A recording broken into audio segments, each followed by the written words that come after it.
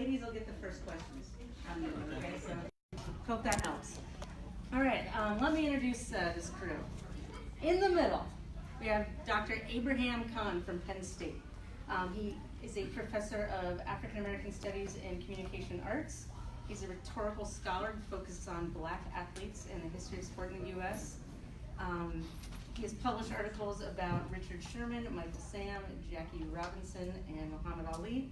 And in 2012, he published a book that is called Curt Flood, Baseball Race and the Demise of the Activist Athlete, which we'll talk about. Next up, Jerry Brewer. Good looking guy right here. Sports columnist for the Washington Post since 2015. Before that, he spent 8 years at the Seattle Times, where I had the privilege of sharing many a press box with him. He's also written for the Courier-Journal of Louisville, the Orlando Sentinel, and Philadelphia Inquirer. He's a top 10 sports columnist appointed by APSE in 2017 and 16. And to Abe's left is Kevin Blackistone, another Washington Post columnist and also a professor of practice at University of Maryland's Merrill College of Journalism. He attended Northwestern and earned a master's degree at Boston University. He's written for the Boston Globe, the Chicago Reporter, Dallas Morning News, Emerge Magazine, and AOL Fan House, covering city politics, racial and social issues, business and economics, in addition to sports. He also teaches a class called Sports Protests and Media, which I wish I could take. Michael Meyer, an assistant professor of journalism at the University of Wisconsin at Milwaukee. He was previously at Fairmont State in West Virginia and earned a PhD from Wisconsin. He has written extensively on how NFL in-house media covers athlete activism. And my personal favorite thing that he's written was a column in the New York Times that blasted Governor Scott Walker's higher education policies. And at the far end, Eaton Thomas, a 9-year veteran of the NBA, the majority of the time was with the Washington Wizards. He's an author, activist, and poet. He was a first-round draft pick in 2000 out of Syracuse, and he came under my radar in September 2007 at an anti-war protest in DC. And I remember seeing some coverage of that event and thinking, he's the Dixie Chicks of the NBA. For the people who know me in this room, that is a huge deal. Okay, the goal of this panel is to help us who are teachers and student mentors understand a little bit more about what is going on in terms of activist athletes. We have a tendency to stand in front of our students, especially sports students, and they will be mostly young, white, male faces. And I have the question that pops into my mind often, how do I best and most effectively teach them to become a voice? How do I teach them and reach them and be the voice in the back of their minds that when they go out and cover sports, they aren't just in the day-to-day drudge of a beat, and they actually have my voice somewhere in the back of their mind saying, I need to think of this not as a game or an event, but as a piece of my culture, a part of our culture, and that we want it to improve. So that is the goal. I told these guys they didn't have to prepare a thing, that we'd come in and talk about things they already know well. And given that, I want to start with Eaton. In the book, We Matter, great for classes, by the way, you interviewed John Carlos, and your final Q&A is with Mohamed Abdul Rauf, and there are 53 people that you interview in between. You start off with Javaris Fulton, who's Trayvon Martin's brother, and the one thing that is a common thread through all of those people is clearly they're brave and they're strong. But what do you think that they have in common that I, as a white educator, would not understand and not be able to relay to my students? Well, one of the things. First of all, thank you for having me. One of the things that I wanted to really do with this book was to really encourage other athletes to continue the tradition of using their voices as a platform, and also being able to display the power of it. So one of the things that I would encourage for different universities, I started speaking at a few universities once the book came out, speaking to all, like you said, and mostly white, young, a lot of males, but there were females as well, college students, and letting them ask me questions and letting them say, okay, we don't understand this. We have a question about this. We see this happening, but is it really in it? And one of the things that I really saw was, it's almost introducing them to a world that they know nothing about.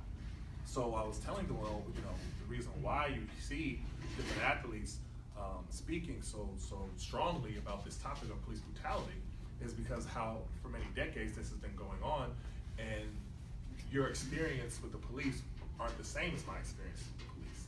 When you get stopped, it's not the same as when I get stopped. It's just two different experiences, and they wanted me to go into more detail about it. So I told them stories, you know what I mean? When I, interviewing Chris Webber, he's here with the Wizards when he got stopped by the police, Talking about when I interviewed Tabosa Falosha in the book and they broke his leg, and James Blake, tennis player, who they tackled him right in front of his hotel, in the U.S. Open, and they were just kind of amazed that would happen to athletes.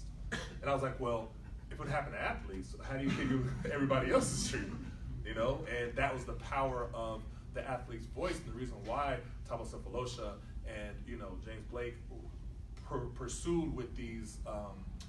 With their cases against the NYPD wasn't necessarily just for them, but for all the people every day who don't get their names in the papers because they aren't the athlete. So that's just, it's a great discussion, to have, and really just to show them how not only are the athletes using their voice, but they're also encouraging everybody to use their voices. So I interviewed Kareem, and every time I said something about athletes, he said, no, that's great, the athletes are doing it, but he wants everybody to do it. You know what I mean? And empowering them, they're like, what can we do? So it's just that back and forth that was just really, really great, because it's really about the young people, the younger generation, because they're going to be the ones that are in every movement. It's always the young generation that is really, pushing the movement along. And this is for Abe. In 2012 is when your book was published. Yeah. This is right smack in the middle of President Obama's reign. You hit on something that I've heard you talk about before, and you kind of joke about it, but what was going on at that moment where you felt it was the demise, and what has specifically changed? Yeah, well, it's interesting, the timing of when that book came out, and I got a little bit, it's sort of lucky and unlucky, depending on your point of view, because the book came out in February of 2012. The subtitle of the book is The Demise of the Activist Athlete. And then it was, October of 2012 when LeBron and Dwayne Wade and the Miami Heat, right, circulated the hoodies photo, which Howard Bryant says in his book is essentially the moment where the revival of the activist athlete begins. So it's a bit unlucky because the book comes out, right, and then suddenly we have this explosion, right? So I'm talking about the demise, but clearly we don't have the demise anymore. But the way that in which I'm lucky is that the title of the new book is The Renaissance of the Activist Athlete. Right? So, but the thing that I got really interested in was not so much the fact of a decline, but the narrative of a decline. And so I was way more interested. So, you could find bits and pieces of sort of athletic activism, let's say between, let's call it 1980, right, and 2012, right? You can discover moments, right? Whether it's Craig Hodges at the White House, right, or Mahmoud Abdul-Rauf, or even Carlos Delgado. You can find these moments. But what I got really interested in was the story of the demise. In particular, there were two books that came out in the mid-2000s. There was Sean Powell's book Sold Out, and then Bill Rhoden's book $40 Million Slaves. And in fact, the opening chapter of Rhoden's book, he says, black athletes have abdicated their responsibilities to their community with treasonous vigor. And I read that and I thought to myself, my God, he's literally blaming athletes for the decline of athletic activism. And I thought to myself, there are clearly other factors at work. And so what I did was I tried to locate the history of athletic activism inside what was happening in black political culture from essentially, right, the dawn of from Muhammad Ali to Barack Obama, right? Black political culture is making its own changes, in particular with respect to its appreciation for its sort of embrace of liberalism and the way, in many ways, I think black political culture tried to write a history of radicalism out of its own narrative. And so basically, my book, The Demise of the Activist Athlete, was more about the narrative of the demise than about the facts of the demise. And I think that one of the things that I heard at Penn State in March, I had the opportunity to spend a day with Harry Edwards. And Harry, the way he puts it, is that it's not that activism has disappeared, it's that activism, the activism that we saw between 1980 and 2012 didn't have a kind of formative issue to frame things up, right? That's the way Harry put it. These issues have to be, there has to be a sort of an issue that helps to frame athletic activism in order to deliver it a kind of critical mass inside media narratives. And so now, right, the problem of police violence, and particularly the way in which the problem of police violence has been made visible, right? Trayvon Martin is not the beginning of it, right? But the way that the heat articulated to Trayvon Martin helped to provide this sort of new moment, right, that framed up all these instances of athletic activism we see. So what's changed, I don't know if necessarily the impulse to activism among Black athletes has changed as much as, let's say, the issues that help to frame up those instances of athletic activism, if that makes sense. So that's a really good segue. I'm going to skip my original order, but to go to Kevin specifically, you just very recently wrote an article, a column on Sterling Brown, and it started with "This is the problem," and goes into the narrative of what happened to Sterling Brown as he's sitting in his car and police approach him. The problem is the police brutality, the murders, and the lack of justice surrounding those. And in that column, your frustration is palpable. I mean, there's clearly a societal blind spot. Why isn't society getting it? Why is when we talk about what is going on now, it is the events as Abe describes, but it's more about the act of kneeling as opposed to the focus of the problem. Solve that one, please. Well, and I'll just say I wrote a column today about the WNBA, so take care of the women in sports. There are a lot of reasons for it. I think first and foremost is that Black lives don't matter to folks who aren't Black for the most part. That's been part of our history. As far as media is concerned in this country, the first time people of African descent or Africans showed up in the media was in the classified section as bodies being sold. And the second time they showed up was as athletes, specifically jockeys without names. They were just referred to as slave boys. So I think there's been, we're working with centuries of history of disrespect, debasing of Black lives. So to suddenly ratchet that up from let's just say Trayvon Martin, and to get people sensitive about that is really, really difficult. I even try to use the phrase police lethality because that's really what we're dealing with. Not just police brutality. We've been dealing with that, and we've been dealing with police lethality too. But people have to understand that. But we in the media today, we have we've almost turned we've almost turned the killing of Black men into part of as the kickoff to sitcom television Monday through Friday, right? I mean, I cannot personally, anytime I see a tweet or hear something on the radio about a video of another Black man being killed, I don't watch it anymore, because we have desensitized people to the destruction of life. I remember when the Iraq War started, and there was a photograph taken by Agency France Presse or someone that showed up in a number of newspapers, and it was the dead bodies of U.S. soldiers, and there was a big reaction.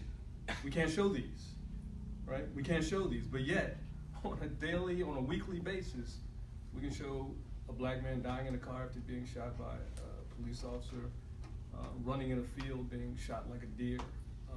And so it's very difficult. So that's why I think people don't get it, and why it's really good that athletes who people do pay attention to will wear a T-shirt, will show up at a march, will write a book, will have something to say, because for some reason it seems that they carry more agency for the black community than for anyone else. For Jerry and for Kevin to discuss, I guess, do you feel that mainstream sports media, are we covering this as an event, or are we covering it the wrong way? It's outside of columns. In what you're seeing, it's almost like, so-and-so had 2 tackles and an interception, and so-and-so kneeled. It's almost like a checklist for going out there. Are we covering this the right way? No. I think a lot of that has to do with just the way sports sections are structured, and also the way the media has taken a hit. We don't have enough general assignment, enterprise reporters, specialists. We don't, for the longest time at the Post, we've been talking about, let's get somebody who covers the intersection of race, politics, and sports. We're still talking about, let's get somebody who covers the intersection of race, politics, and sports. And we've got, a guy whose net worth is $140 billion who owns us. And we're still trying to, figure out, the value of it, and put it within, the structure of what we do. It's very hard for the Washington Redskins beat writer to write about these issues on another level when they're being judged by, write about the quarterback, the running back, write about the defense. You need more bodies, you need more people, you need to adjust the way we cover things and what we value. And I think we're still in that process. I think not only do we cover it as an event, too often, and it'll happen again this year. We're going to come to an NFL game. Week 1, I'll be in Arizona, and I call it call and roll. Is anybody kneeling? Is anybody raising a black fist? Did he go and get water, or did he have a sign of protest? And it's just like, it's all that, that. And obviously we have to, get the binoculars and see what's going on, but just the act is the story, or the controversy now is the story. They're going to do this in response to these owners, in response to that president, and you're just kind of like, covering, what you call a clapback. Somebody does something, what is the response, instead of getting into the issues. And I think we've missed, we're way behind. We've missed an opportunity to really go into the communities and say, this is why, Michael Bennett sat. I think Kaepernick, to an extent, because he got so hot and because it was such a competitive story, to an extent, some outlets covered, what his issues were, or covered, some of the things that he was trying to do, going out and speaking in the community. And Sports Illustrated did a nice story on where the money that he vowed to donate has gone. But too often, it just kind of gets folded up into a sports story, and it's so much bigger than a sports story. And until we realize that, I don't think we will cover it perfectly. We're maybe 50 or 60% of the way there. Okay. Mike, you have written about how teams and leagues deal with the activism, and to many sports fans, they sometimes don't differentiate between the messages coming from teams in the league and mainstream media. What do we as professors need to know about how the teams and leagues are covering or dealing with athletes' activism? Sure. I would say, just to piggyback onto Jerry's point, not only are sports writers not really good at covering protest, news media overall has not been very good at covering protest. There's a set of literature about something called the protest paradigm. I don't know if that people here are familiar with that idea, right? It's that when media go out to cover protest, well, often they ignore social movement social movement actors. They focus on norm violations and violence. So if 999 people were marching peacefully and one person breaks a window, the window is what gets written about. It's an episodic story. They focus on tactics rather than overall protest goals. They use official sources, right? So we talk to the boss, we talk to the police chief, and we let them sort of set the context of what the protest is, rather than letting the protest actors speak for themselves. And that set of coverage techniques is something that sort of adheres to the rules of objectivity, but is not obviously sort of telling the full story of what's going on. It tells a story from a specific perspective, and that's a perspective that tends to marginalize what the protesters are trying to say, what people who are demonstrating want us to know, right? They're trying to put a topic on the agenda. My work focuses on in-house media also, so the people who've gone into writing for team websites. And I was very interested in the paper I presented yesterday here looked at coverage on team sites in week 3 of the NFL season, right after Trump gave his rally in Alabama, talking about all the players are SOBs and they should be fired. One of the things that was very interesting about that coverage was that as a departure from 2014, when athletes were wearing I Can't Breathe shirts, where NFL writers ignored it, the writers on those team sites, this coverage was actually pretty good from that perspective. They were giving athletes the opportunity to talk about why they were kneeling, why they would raise their fist. You had Eric Reed on the 49ers site talking about Charlottesville. You had Lance Kendricks on the Packers site talking about the response to Hurricane Maria. These are ideas that, certainly when the Packers set up their website, I don't think they had any thought that they would be talking about criticizing presidential hurricane relief, right? When they set up their Facebook pages, they had no sense that these stories would become a place for people to argue politics. The engagement on those stories is enormous because these comment threads are going 10,000 comments deep. It's interesting. So in-house media is sort of on an episodic level, very much, I think, a potential resource for athletes as they try to bring a message to the public. Now, that coverage was positive, yet Eric Reed doesn't have a job, Colin Kaepernick doesn't have a job, right? That what's on those team websites is not representative of sort of what league policy is going to be. The team website that was most active in covering protests was the Dallas Cowboys website. They had 5 headline stories about protests. They had a person writing on there about how athletes shouldn't stick to sports anymore, right? These are topics that you would not expect, I think, necessarily to see on an in-house site, and yet we have Jerry Jones sort of talking about everyone's got to toe the line now, right? So in-house media on an episodic basis is actually, I think, potentially a resource for athletes who want to speak out. Whether that sort of reflects what organizations are going to do, I think that's not necessarily something that we're seeing take place. Eaton, in your book, you interviewed Shamiko Holzclaw, and Shamiko Holzclaw was the first 4-time first-team All-American in college women's basketball. She played for Tennessee, ended up being drafted #1 by the Washington Mystics, and her career didn't really take off the way it was expected. She was actually suffering from depression and had some mental health issues, but no one really knew what was going on.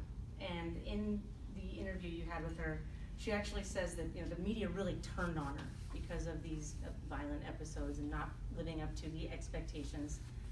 And then when she did come out with what was going on, and did so with some aplomb, there were actually reporters coming up to her and saying things like, I'm so sorry you're dealing with this. I'm so sorry how we acted.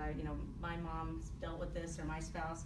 I found that to be really powerful because one of the sort of lessons of it is that the press isn't always the bad guy, right? I hear that they screwed up and now they open arms.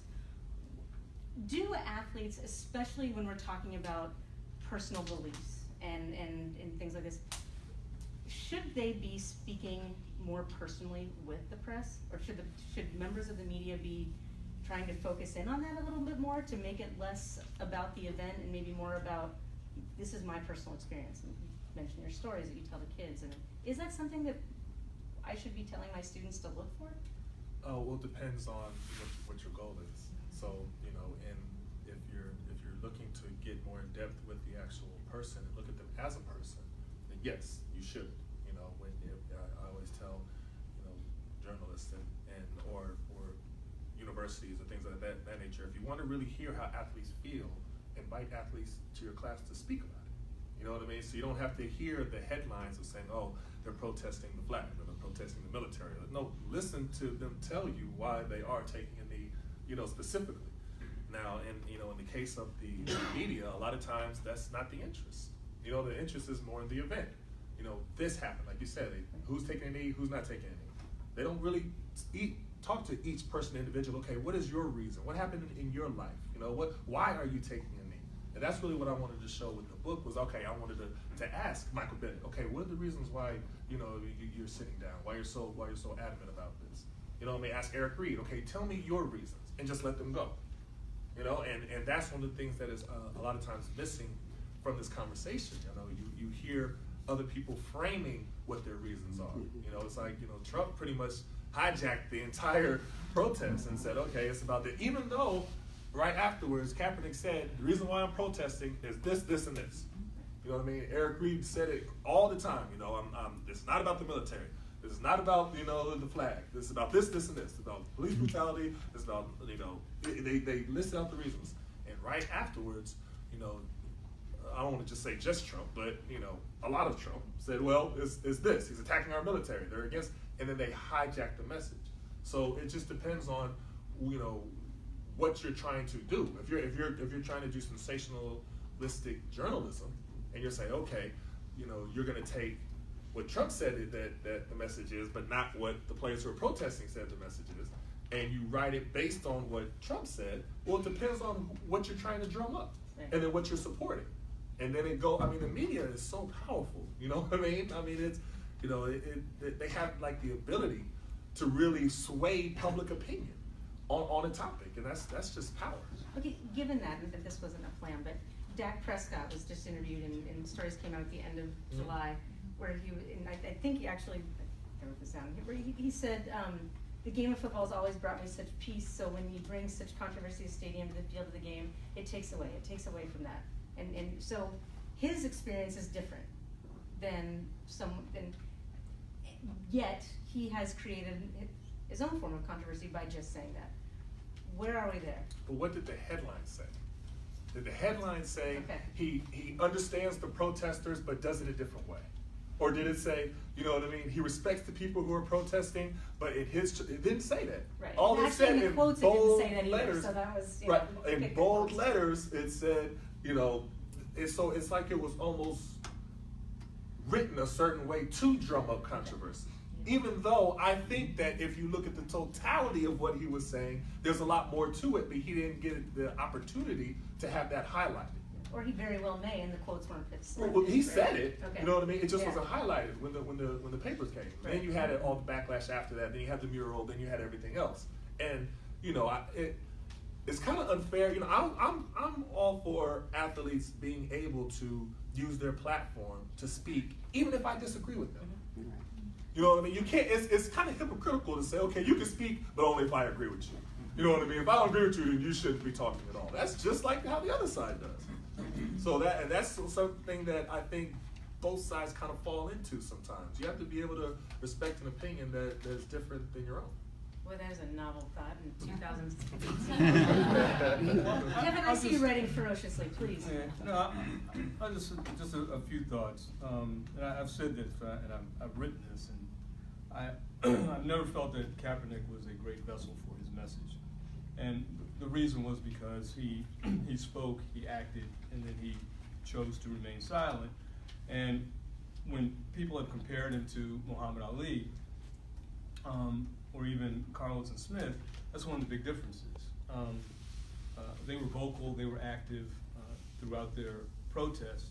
Also, both were involved in organizations. Carlson Smith, the Olympic human rights movement, and obviously Ali with the Nation of Islam. And so Kaepernick even alluded in the GQ piece that he realized that he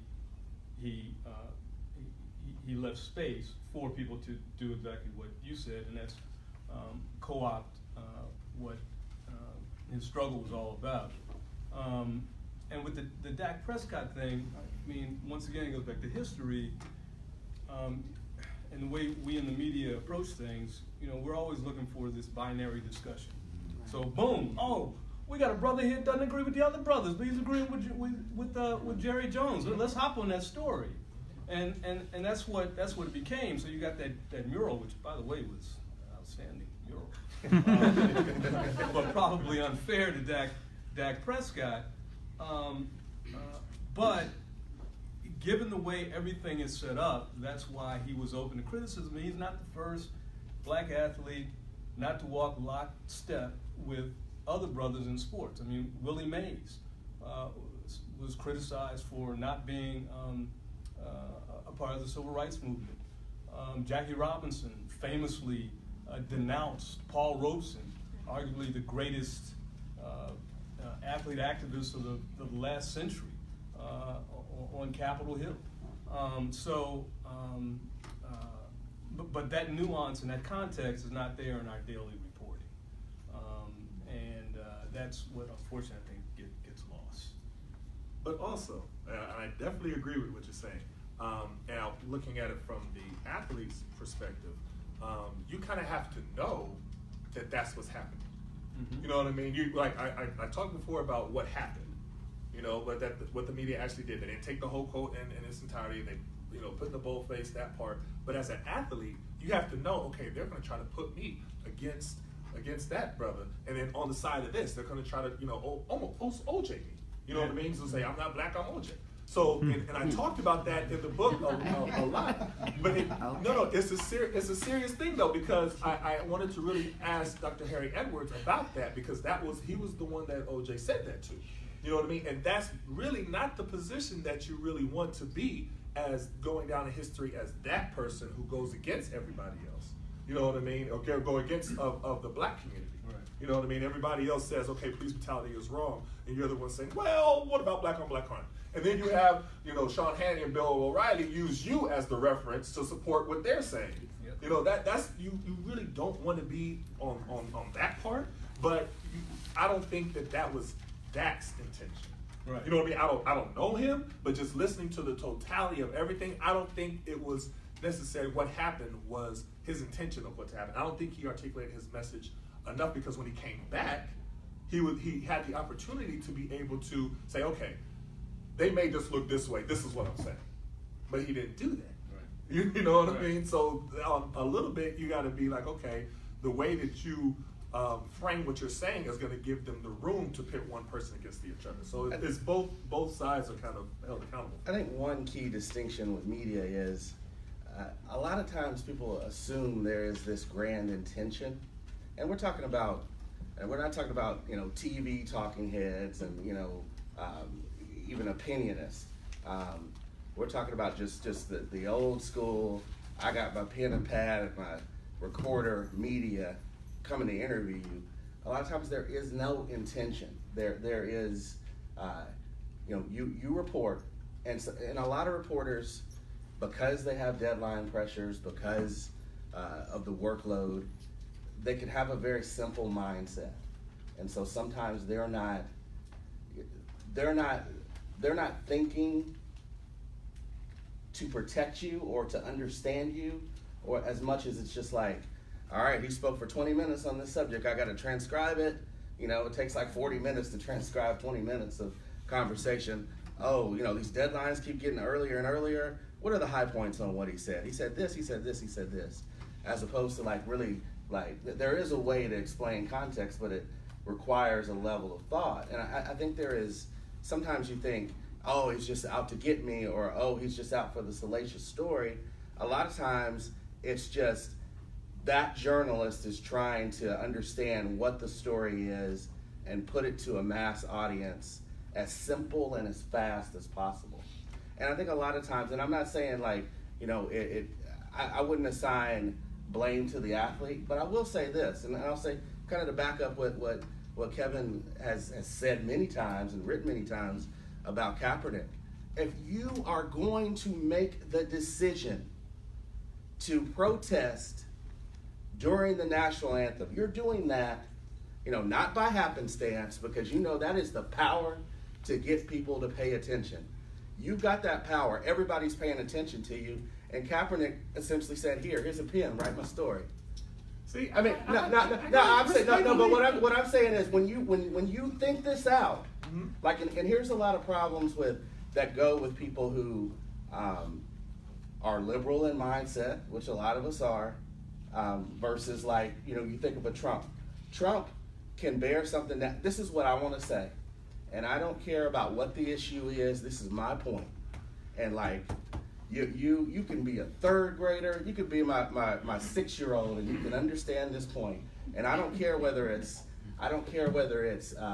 nuanced, I don't care whether it's even true. This is my point. And like, so I think there's a lot of times when it's like, I think a lot of guys, when you're gonna take such a progressive stand and you're gonna get people's attention, you gotta make sure your message is on point and your message is unassailable. And I think there's a lot of times that some guys have just, you know, they lack the media savvy to really make it to where it's unassailable. Because I know if you decided there was something you're gonna make, you know, what are my talking points here, and you want to go over it, and you're gonna. I think sometimes that you got this power, and now that you have it, you just hand it right back over instead of thinking, you know, you got to think the way that the media thinks, and you're like, you know, and it's and think about. Is it possible that the media, like when you're saying like the way the media thinks, is it possible that the structure that we've been given, especially with the cuts and the workload and things like that, is it possible that that structure has just fallen kind of right in line with, as Kevin had mentioned, with that historical context of where we are? You know, I mean, is the media a white structure?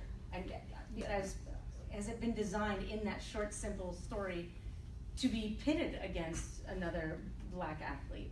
I mean, is that possible? Now, I think it's more complicated than that. But I mean, I think there are severe limitations on our end. I think about them all the time. I hope other reporters think about them as well. You know, there are plenty of times where it's like, I wish, you know, and these are like just, you know, stories that, you know, don't matter in the big picture of society. And it's just like, you know, I wish I would have like had an extra hour to really think about what he was saying to me. And so I think it's both ways. You know, there has to be, you know, the media has to understand, especially on issues like this, it's got to matter to you to a point of compassion, that you work to really think about like what the person is trying to say, what his message. But then also it is on the activists to make sure that his point has been distilled to a point where I think everyone kind of understands it. And when you look at some of the great athlete activists of all time or civil rights leaders of all time, there's a reason why their messages resonated, because there was always something behind it that was easy to understand, even though they had multifaceted, nuanced thoughts about America. But this is my issue with that, because I felt that Kaepernick articulated his position. I thought he laid out specifically why he was taking a knee. He talked about the killings and said, I just couldn't take it anymore. And you know, when he's looking at the political process, and he said we should have more than these two options. He like, both these options are not good. You know, he laid everything out. And he specifically said, this is not about the military. He said, I have family in the military. It is not about the military.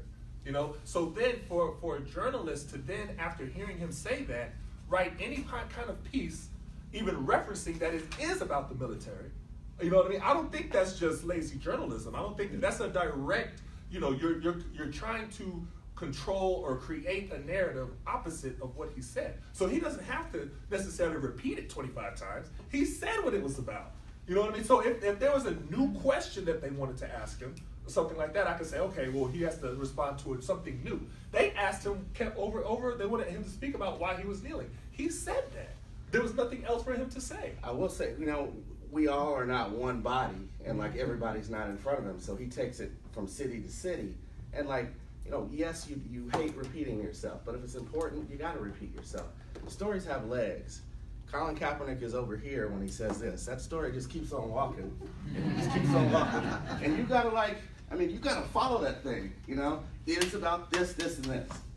And sometimes like when reporters want to take you another direction, you have to do, I think Malcolm Jenkins has been really good about this lately, especially when, the NFL comes out with their ridiculously stupid policy and he brings it back to the issue. And so he's chasing it, and I think that's important to guys. Like sometimes you're just like, man, I said that on CNN the other day. I shouldn't have to say it, in Washington, D.C. to these reporters. But these reporters have not heard it. They have not felt it. Come on now. Yes, I'm serious. They can still get the quote from there. Once you have a quote, it's there. And you have to also, media wants fresh material. They want you to just repeat it 25 we don't want a times. Background. We don't want to quote what the New York Times said. They wouldn't say it months to ago. you. So it's like almost like, okay, he said to me the same thing that he said. Then you repeat the same thing. And he has to say it 25 that's part of times. kind of understanding. That's tough. Can I get in here? I'm gonna say something. I'm gonna make it clear. Some big guys, Larry. I don't know. We can figure it out. Right. We can get squished. Yeah, right. Now I want to say something. It's likely to make me the least popular person in the room, because one of the things that I am trying to think through, and one of the issues that has really been on the forefront of my mind, at least in the past year or so, basically since Trump said, right, get the SOB off the field, is the idea that I'm really starting to worry about the way that we are imagining what the activism part of activist athlete is. And the thing that I fear the most is that activism becomes voice, platform, conversation, right? It becomes these metaphors of speech. And the reason this is going to make me the least popular person in the room is because as journalists and journalism professors, right? I mean, you presumably hold the platform that athletes, right, are either trying to purchase or possess for themselves. And I wonder about the extent to which we need to actually shift our understanding of what activism is away from the notion of a platform or a voice, and instead just toward leverage. I mean, the truth is that there is no middle left in America to persuade. Where is the middle left in America to persuade? Where is that sort of, right, where's Steve Schmidt on the night of the 2016 election said that American politics used to be fought between the 45-yard lines, right, and now we've just got this wide open grid, right, and there's no, we're not fighting over a narrow sliver, right, we're not fighting over that 10 yards over the middle of American politics anymore. There is no middle. We're so vastly polarized. Not only that, but think about the things that we've heard about just in the last 15 minutes or so, right? What we've heard about are the idea that journalism routines cripple activist athletes. We hear about the protest paradigm, right? How that cripples an activist athlete's message. Think also about the way in which Supreme Court decisions are chipping away at the rights of employee speech. Think about the Citizens United decision. Money and speech are now the same thing. Right? And so the idea that what we need to do with athletes is invest in their speech strikes me as a mistake. It seems to me that the model of athlete activism is not necessarily Colin Kaepernick, although I'm with Colin Kaepernick. I agree with his argument to the extent that he has one. The model of athlete activism is Missouri. The model of activist athlete is Missouri because they got their president fired in 36 hours. Right? They said, we ain't playing. Now the problem is that Missouri took collective action. And the problem with the way in which the mass media tend to cover the activist athlete is that we think about this at Dak Prescott versus Colin Kaepernick. We pit individuals or imagine individuals against one another. Seems to me that if we want to shift media routines in a way that benefit the activist athlete or that benefit athletic activism, we need to think about athletic activism in a collective sense and imagine groups of people coming together. Right? The interesting thing about Colin Kaepernick, the reason why Colin Kaepernick to me is so provocative is not necessarily because he said X, Y, or Z, it's that he mobilized other athletes to act with him. Right. That strikes me as truly influential. When those Missouri athletes got together and said, we're not playing until you fire this bastard, they fired the bastard. Mm-hmm. Right? That's leverage. So I wonder about the extent to which we invest in the idea of activism as speech and whether that's really a good idea. And instead need to think about activism as leverage and the way in which athletes can come together in collectives and leverage collective power. Because I tell you, if that plan that we heard, the plan that was rumored about the Final Four athletes, right, they're all going to boycott at the same time, guess what? The structure of intercollegiate athletics would change overnight. Right? If the Dallas Cowboys decided we're not going to come out for the anthem, but we're not going to play until you address social justice issues, things would change. That's right? a really good point, Abe, and I'm sorry.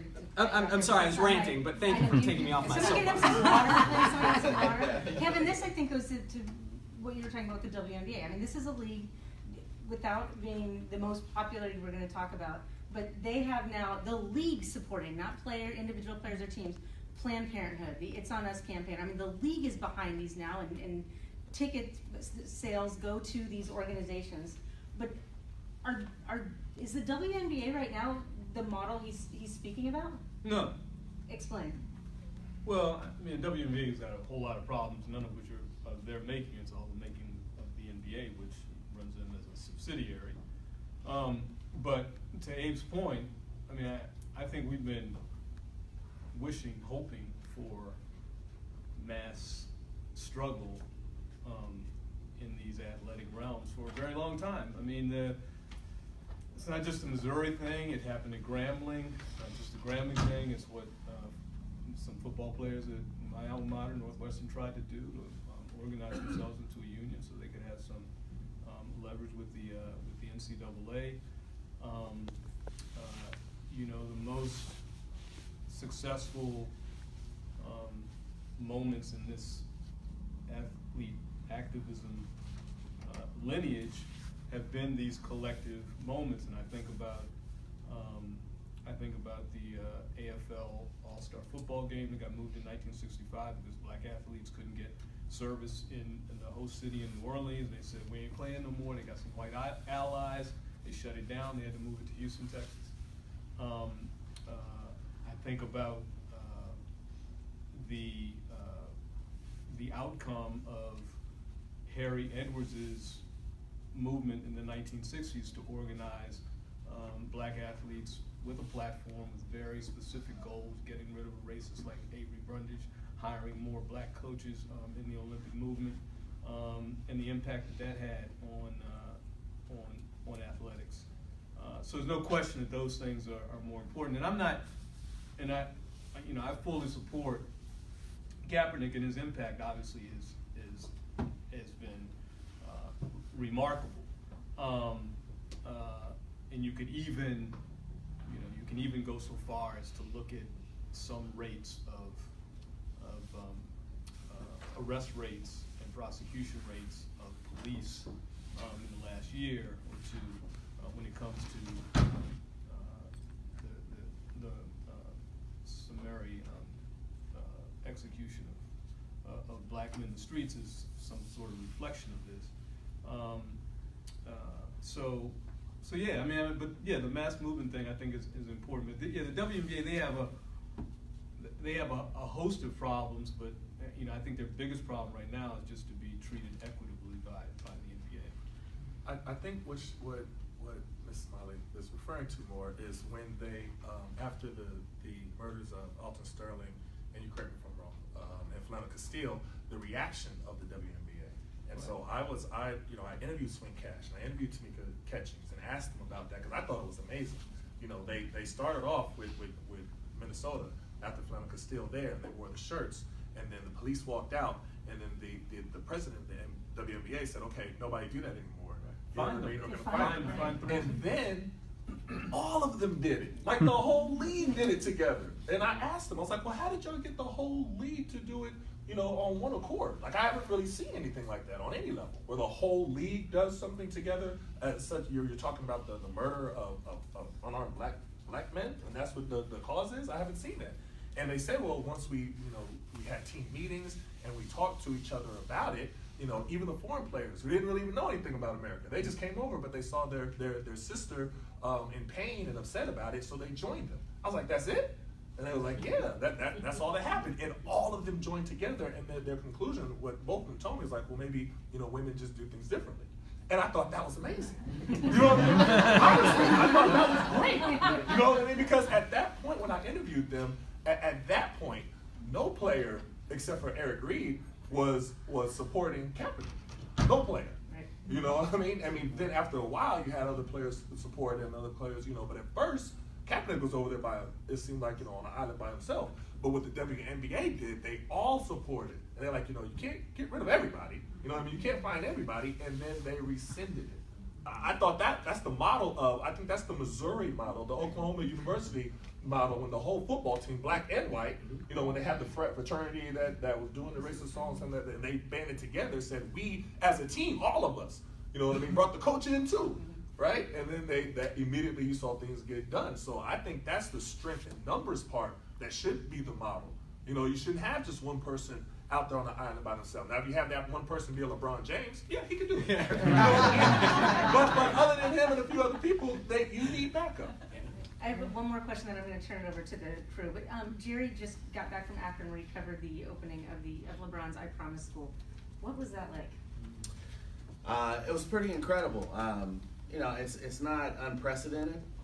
You think about, Andre Agassi has a school, Jalen Rose, David Robinson. But I think the difference, other athletes have opened, charter school or private school. What LeBron is doing is different in that he wanted it to be, a public school, basically a well-funded public school. So instead of working kind of around the system, he wanted to work within the system. And the great thing about him is he has such memories of what it was like for him and his mom, Gloria, to struggle. And not only does he have those memories, but he also can put a crystallized vision in, this is what I needed back then, and this is how I help people. It's pretty incredible. 240 students in the school, 120 in the third grade, 120 in the fourth grade. They want to go first grade through eighth in 4 years. You're talking about the kids with the lowest reading scores in the whole Akron public school system. I don't think that any single thing is novel that he's doing, as much as it is just the combination of ideas might be something new. At the heart of it is his belief, their belief is support the entire family to educate the child. And by that, this is so much more than a school, because they've taken out the middleman on certain services. You can drop your kid off at school and just keep walking in the first floor. You've got, you don't have your high school diploma, there are GED classes right there for parents. There is the food bank there, and based on obviously your income level, your amount of need, they have groceries for you every week, and you just go, just give them your name, they got your groceries ready. They partnered with Chase Bank, and they have mentors, try to get people, first of all, help them get a job. You got a job, let's mentor you into getting a better job. So they have all of this in this sort of massive family resource center. And this is a school. You're talking about kids that need emotional support. They've had traumatic lives, so they're not putting them in a system in which your kid gets into a fight with another kid, you're suspended, you're kicked out of school. They have special classrooms, and they're trying to teach children how to manage their emotions, try to get to the core of what made you violent in that moment. So it's all told, it's a pretty remarkable, almost groundbreaking combination of ideas that are being put forth in the school, and it's pretty incredible. It's unfortunate that you know, that almost got hijacked by Trump, but I think LeBron has done a good job of just, I'm not going to say anything. You know, you go to LeBron's social media, it seems like he's got even more images of the school and even more information about the kids that he's put out there, instead of, you know, turning this into a back and forth. All right.